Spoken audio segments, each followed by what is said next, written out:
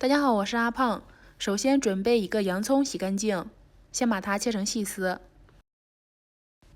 再用刀把它剁成末，放入大碗里，加入盐，腌出里面的水分。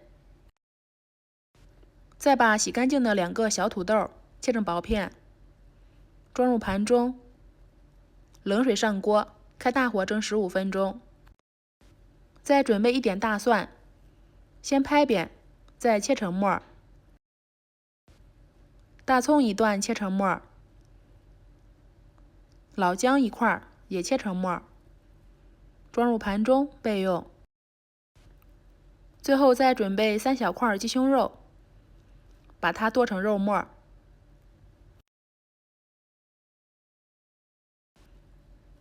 剁好后放到大碗中，加入料酒、盐、白胡椒粉，顺着一个方向搅拌上劲。我们的土豆也已经蒸熟了，取出来用叉子压成土豆泥，倒在鸡胸肉里。洋葱腌好后，用干净的纱布挤出里面的水分，放进碗里，打入1个鸡蛋，再加入2大勺面包糠，搅拌均匀，调到能够用手攥成团儿不散开的状态就可以了，像这样。然后抓起一丢，放在掌心里，把它搓成丸子。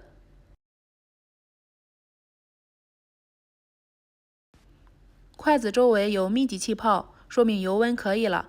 下入搓好的丸子，开小火慢慢炸，先炸至2分钟左右，再翻面，这样不会散开。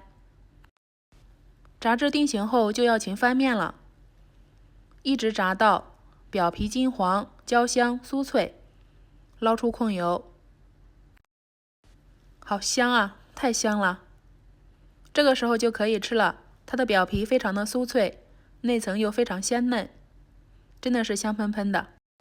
冬天天冷可以烧着吃，碗中加入黄豆酱、2勺生抽、1勺蚝油，最后加入小半碗清水，先把它调开，调开后再加入1大勺淀粉，再次搅拌均匀。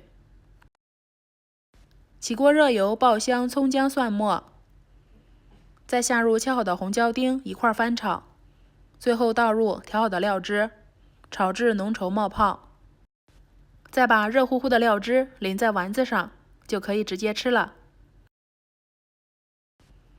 这样做的丸子吃起来非常的下饭，有着淡淡的洋葱味，又有着土豆和鸡胸肉，非常的营养，冬天吃特别适合。可以红烧着吃，还可以加一点番茄酱，做成糖醋味的，能炒菜又能做汤，吃法很多，喜欢的话可以试试哦。